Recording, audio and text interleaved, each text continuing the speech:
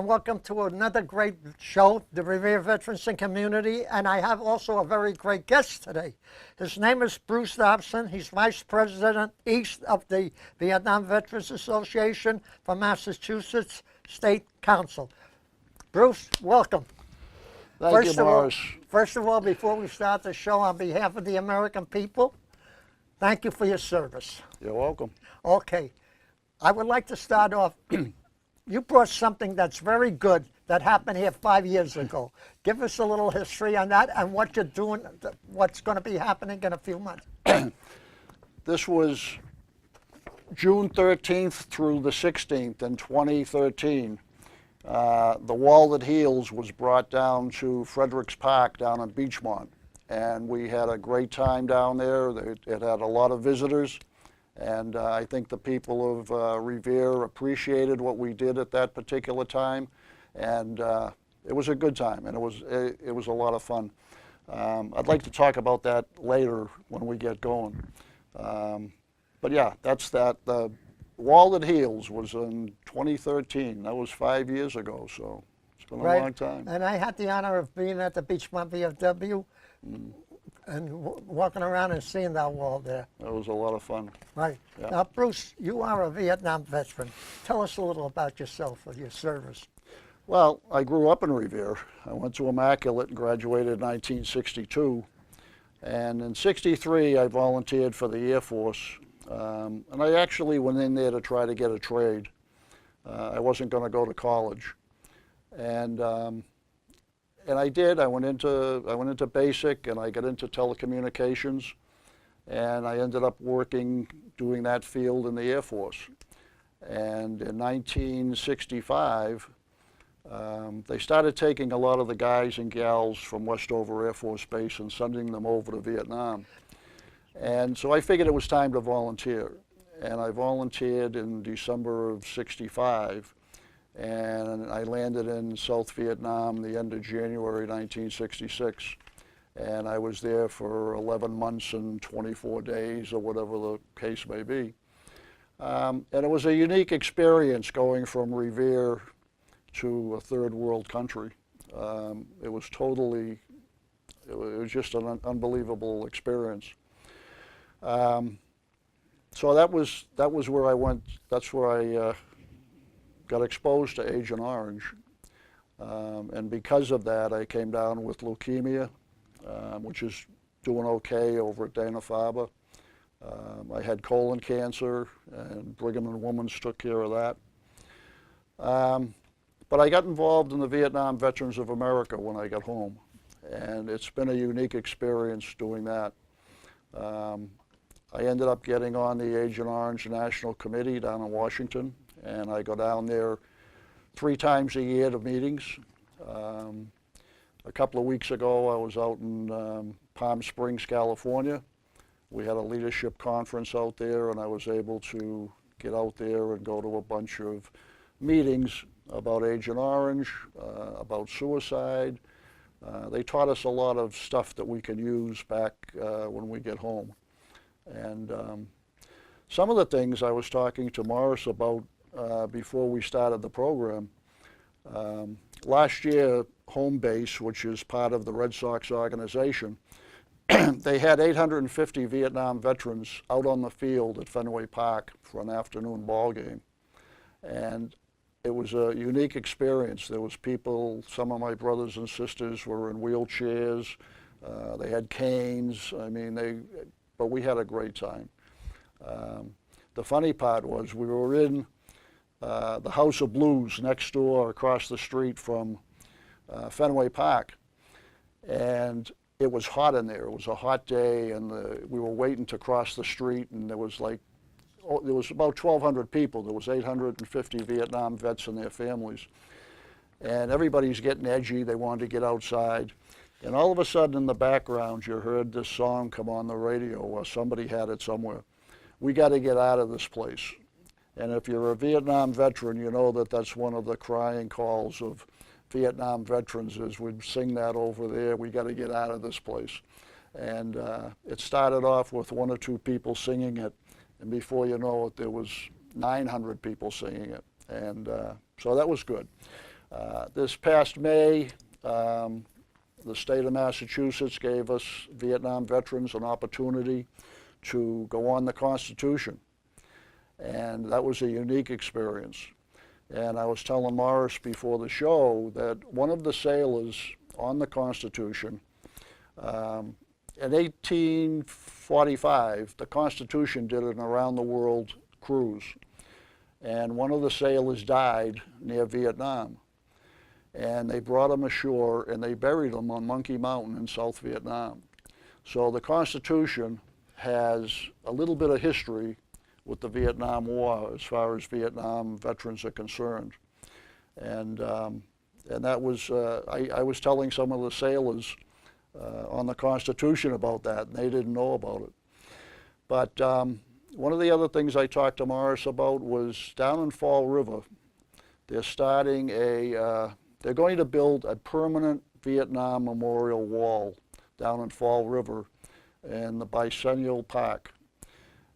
In that park right now is a monument for Iwo Jima, the Gold Star families, and the Korean War veterans. And now they're going to have an 80% replica of the Vietnam Memorial Wall that's down in Washington. If everything goes right, they need to get $1 million donations. It should be up within 2 years, we hope. And the Vietnam veterans are involved in that. Our secretary of the state council is instrumental in getting that started down in Fall River. So we've done Vietnam Veterans of America have done a lot of things the last couple of years, and I'm glad to be part of that organization. We have a great veteran on now, who's the director of the Veteran Service, Yep. Mark Silvestri. Yep, I was over his office before I came here. He was talking to me about one or two families that he's been able to get benefits Right. for spina bifida. That's one of the things that Agent Orange is part of with the dioxins. Bruce, I have to ask Yep. you a question. Why did they drop Agent Orange when the American troops were there and with the Vietnamese troops? What was the purpose of dropping it there? Because I'll tell you, Yeah.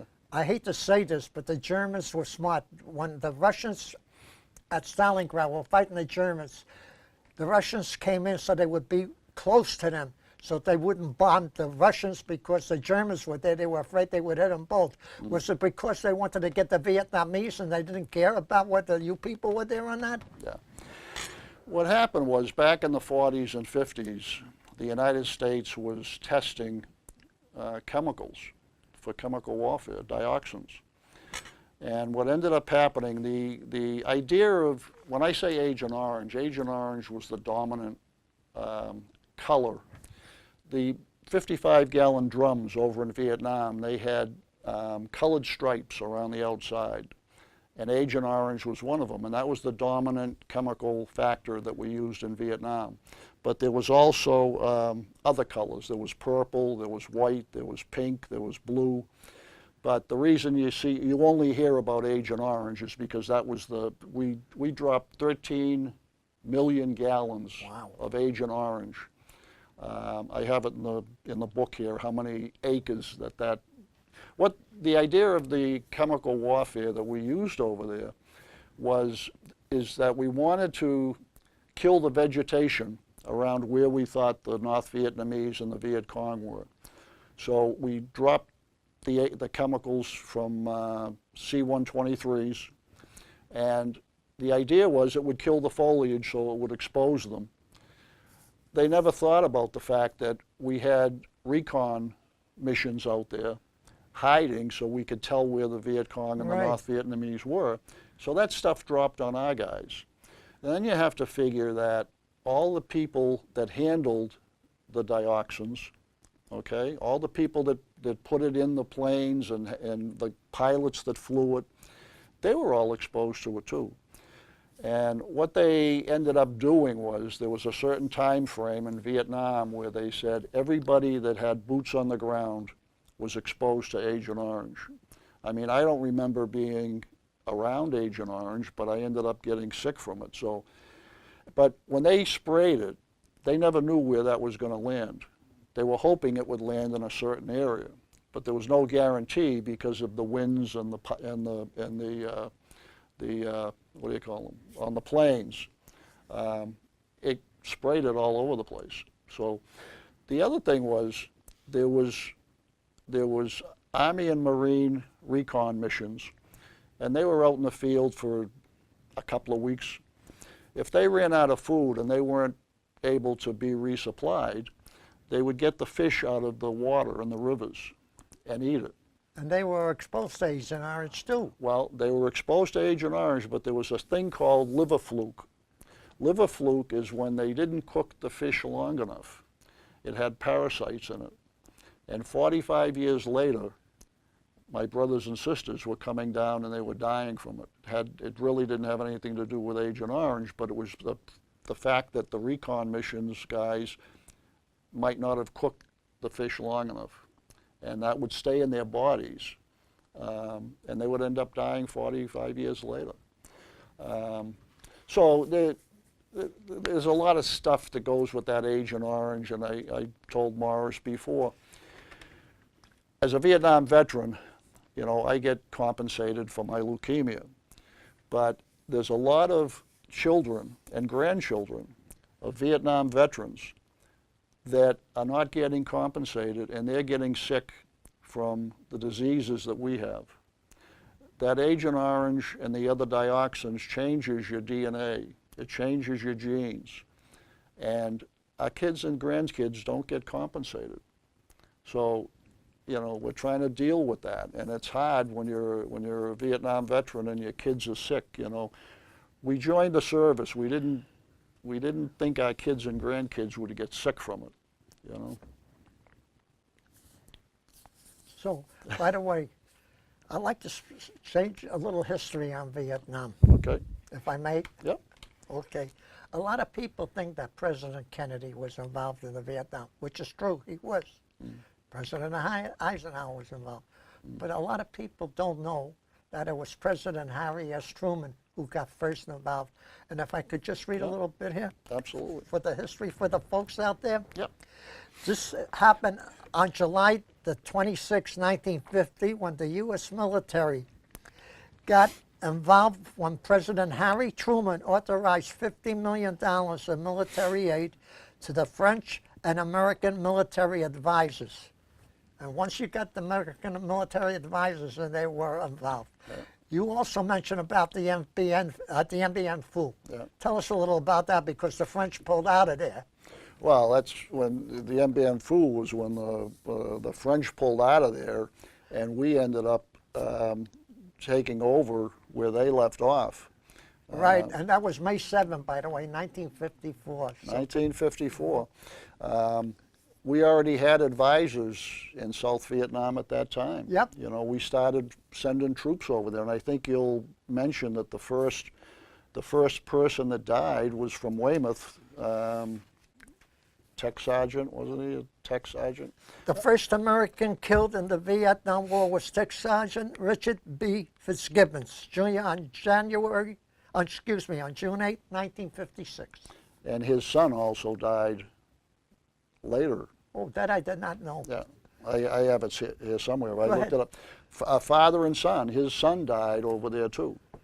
That's a normal thing that's happened. You know, you have fathers and sons, and yeah, his son died. But the tech sergeant came from Weymouth, Massachusetts. So it's a crazy situation. Now, what help is the government doing right now, if I may say, Bruce, to help the Vietnam veterans? Well, right now there's a bill before the Senate. It was passed by the House. There's a bill before the Senate right now for the Blue Water Navy. The Blue Water Navy is not covered because of Agent Orange exposure. What is the blue? I have no idea. I never heard that. Yeah, they're not covered. If you were Blue Water Navy would be the rivers and inlets of South Vietnam. The Blue Water Navy would be in the area 12 miles out. There is one disease, I'd have to look it up, that is covered for the Blue Water Navy, but all the other diseases that we have and problems that we have are not covered. So if you know any, although all the senators, well, the 2 senators from Massachusetts, they're on board with this Blue Water Navy bill. So hopefully within the next couple of months, the Blue Water Navy will be covered by Agent Orange exposure. Because they used to get food, they used to bring them out food from Vietnam. They'd bring out food that was probably contaminated with Agent Orange. If you're wondering how long the Agent Orange is relevant, there was C-123 planes that were stationed out at Westover Air Force Base back in the 80s or 90s. And they were getting sick. They were getting sick. The Agent Orange had stayed in the C-123 planes for like 25 or 30 years. And they're finally getting compensated. It's about time, I think. Yeah, you know, they fought hard for that, and they finally got it. You would think that how would the Agent Orange stay on the planes? But you have to remember that all the mechanics that worked on the planes, the pilots and co-pilots that flew it, the people that were in the planes, they were all exposed for planes that were used 40 years before that. So they finally got compensated a couple of years ago. I have to tell you, I looked this up and I just got these figures roughly. A lot of military got killed in Vietnam, and the figure was that the latest one that I got was around 58,148 were killed. 300,000 were wounded. I think personally, I think the numbers are as far as the 55,000. 58,000. 58,000. Some of those are missing. You know, some of those haven't been accounted for. Not that I assume that they're still alive, but there's a marking on the wall, on the Vietnam Wall. There's a marking next to the name. If you were missing, well, let me see if I can find it. I have to ask you about the wall, if I made the one that's coming down to Fall River. Yeah. Is that going to have all the names on it too, just like the original wall? It's going to be the same as the wall down in Washington. The only difference is it's going to be an 80% size. Oh. Yeah. It's going to have down at the Vietnam Wall in Washington, it's got the ground that comes up to the top of the wall, right. You know, and then you go down into the apex. It's going to be the same as that.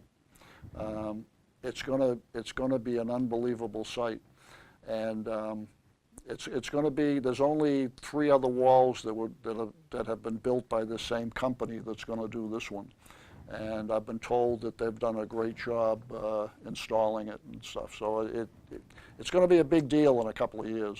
Right. Now, you mentioned the wall is going to cost approximately $1 million, so you like to get donations. If people do want to donate, and veterans do want to donate, where would they send it to, or where would they donate it to? Well, the secretary of our VVA Massachusetts State Council, Justin Latini, he's the fundraising chair, and his address is P.O. Box 4210. It's Fall River, Massachusetts, 02723. And I'm sure they would be happy with $5 or $10 or any amount whatever. that you can give. Any small amount. He said he had a couple of donations from family members whose their names are on the wall.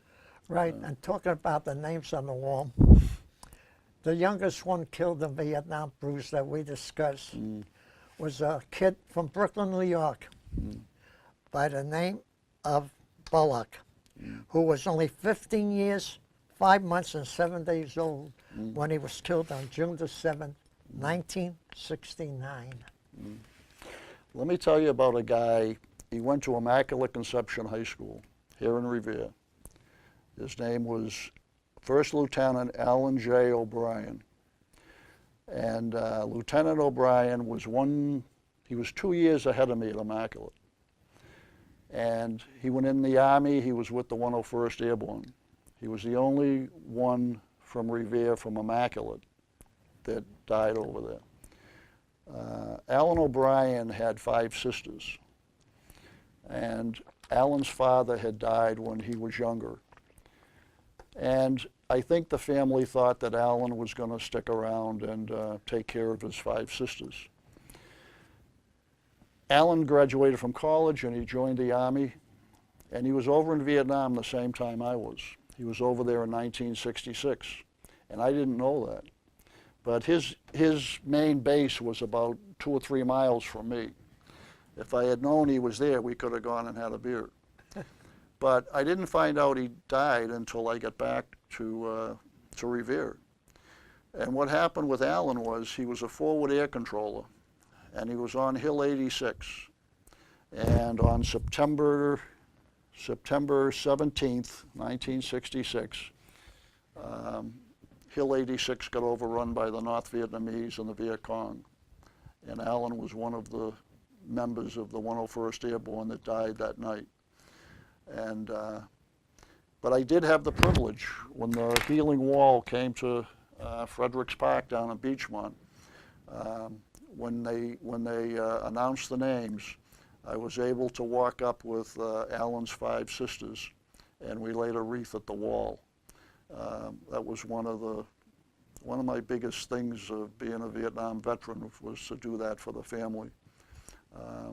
It was a unique experience.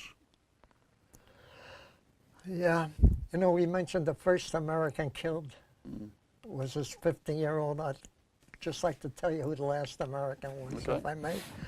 The last American killed in the Vietnam War was Kelton Renee Turner, an 18-year-old Marine on May the 16th, 1975. A 15-year-old was the first one, an 18-year-old was the last one. And when I went into the service, I was only a kid myself at 17. Yeah. So we were all young boys then.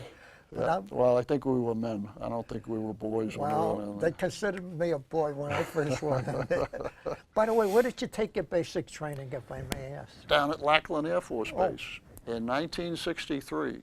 And when I was down at Lackland, JFK got assassinated. Yep. And I was down at Lackland, he got assassinated. That's November the 22nd, I believe, I or was down- 23rd. I was down there at Lackland. And all the B-52s took off. And I said, oh, we're in trouble here. We're going to be at war or something, you know. So yeah, I was down in Texas when that happened. That was unique. And you know, we talked about the youngest one killed at the beginning of the war, at the end of the war, but the oldest one was 62 years old that got killed in Vietnam. We lost a lot of people there.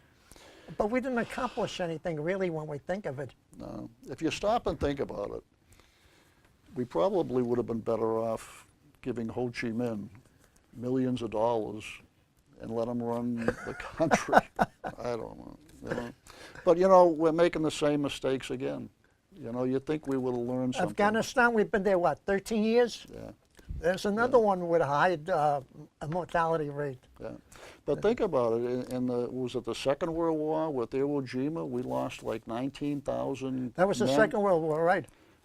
Like we lost 19,000 men in a couple of days or something. To take a little island. Yeah, to take a little island. you Yeah, know? because the Japanese would not come out of the caves. They were kamikazes. No. They would surrender with their hands up, but the minute they raised their hands, Yeah. they would blow you and them up together. Yeah. I think when you're talking about war like this, Vietnam or World War II or the Korean War, if you're going to send the men and women into battle, you've got to take care of them when they come home. If they get ill because of dioxins that the government used, you got to take care of us and you got to take care of their families. And now it's an all-volunteer army. We should have kept the draft. We should, even if it was 500 guys and gals a month, we should have kept it. 'Cause, Oh, I agree with you. The Yeah. draft was the best thing. They had a draft one. I mean, I volunteered, but they did have a draft. yeah. Right. Bruce, we got about 3 minutes left, and I want you to take a couple of minutes. But before I do, I want to shake your hand again and say thank you for your service. Okay. And I want to say to every Vietnam veteran out there, thank you for your service from the United States of America. I want to present you with an Agent Orange Oh, thank pin. you. Thank you. And this is, you can read this after the show, this is what that pin is relevant to. And I hope you wear it during veteran ceremonies. I will. Thank you. You're welcome. Thank you. Take a couple of minutes and wrap it up, Bruce. Just leave me about 30 seconds. Well, you know, I see so many Vietnam veterans that are in ill health, you know, that are struggling because of the dioxins that we sprayed over there. A lot have committed suicide. A lot have got PTSD. A lot have got unbelievable different circumstances with illnesses. We have to take care of them, and we have to take care of their kids and their grandkids. It's an important thing. I mean, we didn't volunteer to go over there and not have the government take care of us. We put our lives on the line, and I think it's important for the future to make sure that if you're going to send the guys and gals into battle, you're going to have the money to take care of them when they get home. That's right. That's important. And that's why we have VA hospitals, to take care of these people. Yeah, they're going to put up a new VA hospital in Chelsea. I heard that, yep. Yep, I went to that meeting, and they're going to build the new one. They're waiting for the money from the feds. The states already appropriated it. They're going to build the new one and then knock down the old one. Right. And you know what the main thing was the people in Chelsea were complaining about? They were going to take down the water tower. They're all ticked off about that.